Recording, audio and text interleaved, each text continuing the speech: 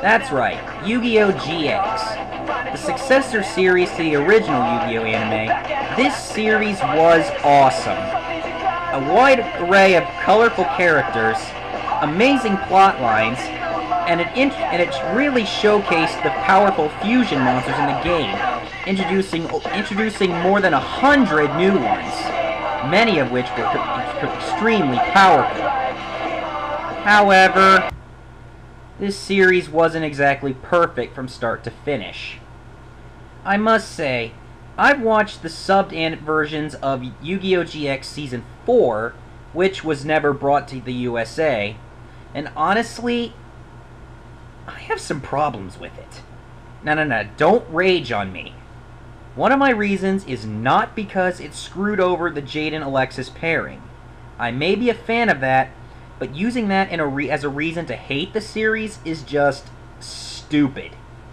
And I also honestly don't care if they ever dub this. My reason stems from one main thing. Season 4 just seemed rushed. It makes me think that the creators were too eager to start Yu-Gi-Oh! 5Ds and just completely stopped planning out Season 4 the same way they did all the other 3 seasons. It mainly has a few parts. The first of these parts being the number of episodes in the series. I looked this up. Yu-Gi-Oh! GX Season 4 has 28 episodes. I will say that again. 28 episodes. For some animes, that's not too bad. But for a Yu-Gi-Oh! Anime, that's just a sign that they just wanted to end this. Mainly because a season of Yu-Gi-Oh!, no matter what the series, should be 40 episodes minimum. 40. This season had 28. That's a problem. Because it had so few episodes, it also gave me a complete lack of flow in the plot. Here's how a Yu-Gi-Oh! Anime works. You either A, divide up a season in arcs, and then focus on that particular objective throughout the arc before moving on to the next one, or, as was done a few times in the original series, you devote an entire season to one plot. In GX Season 4, however, it just seemed random. It was a mixture between two specific plots. Graduation from Duel Academy, and Jaden dealing with Night Shroud. I've got to admit, both those plots together in one season is a good idea.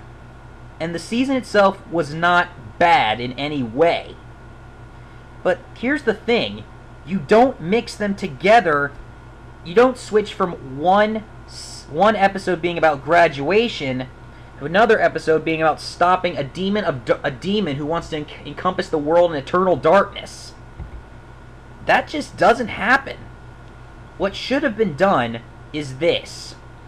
They should have either A, took care of Night Shroud first, then focus on graduation. This is going back to arc flow. Or, more preferably, focus on a graduation arc, and then add in Night Shroud to so to speak, crash the graduation party. Speaking of Night Shroud, I admit bringing him back in the 4th season was an awesome idea. He made a great antagonist. But could they have given him at least a bit more help? Because let's be real. Night Shroud has had the lowest amount of lackeys, per se, on his side, has had less lackeys than any other antagonist in any other series. Because let's review this here. In Season 1, the main antagonist was Kagemaru. He had the Shadow Riders. Atticus, under Night Shroud's control, Camula, Titan, Donzalug and the Dark Scorpions, that's 5 of them, Abido the Third, Tanya, and Amnail. Total that up, that's 11 characters, not counting Kagemaru himself. Then we come to Season 2, Sartorius, / the Light of Destruction. Sartorius had Aster Phoenix for a short time, Princess Rose, the frog duelist girl, Bob Banter, Chaz, Alexis, and Bastion by extension because they were forced into the society, Prince Ojin, Dr. Eisenstein, Howard X. Miller, the Alien of Light, and Lorenzo. Total that up, that is 10 members, not counting Sartorius. Then we come to Season 3. The main antagonist, no question, was Yubel in that series. She had Professor Viper and by temporary extension, Axel Brody, Dr. Stein, Adrian Gecko, the 3 Masked Knights, Marcel, Jesse Anderson. She turned Jaden into the Supreme King. I don't think I need to go on any farther with that, because that's 10 people already. Then we go to Season 4. Night Shroud was the main antagonist. Again, good idea.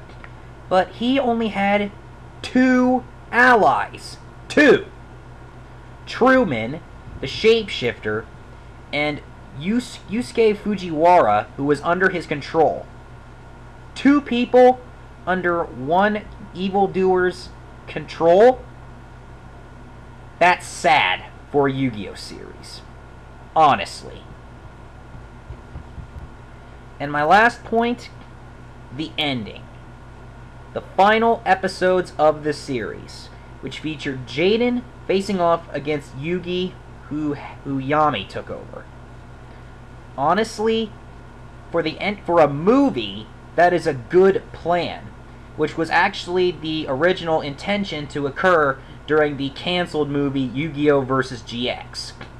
But as a series ending, that is just anticlimactic.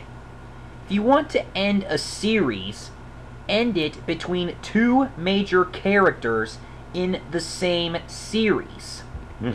This was done in the original series, where Yugi faced the Pharaoh, Yami, Atem, whatever the heck you want to call him. And it also happened in 5Ds when Jack and Yusei faced off. GX was it was a good concept, but it shouldn't have happened in the series. It should have been in a movie. As a matter of fact, Yu-Gi-Oh! Protagonists meeting up with each other should not happen at all, except in a movie. Which was good, which they actually did properly when Yu-Gi-Oh! 3D Bonds Beyond Time came out. So overall, here's my overview of what I thought of GX Season 4. All the concepts were good, but they were just poorly planned out. There was no flow in the plot, the antagonist side was just plain lame, and the ending was anticlimactic. I'm already planning an alternate universe fanfic to rectify this problem, and trust me, it will be much longer in terms of episodes/chapters than this one. I am Phantom Black 678, and although GX Season 4 was awesome, it needed a lot of work.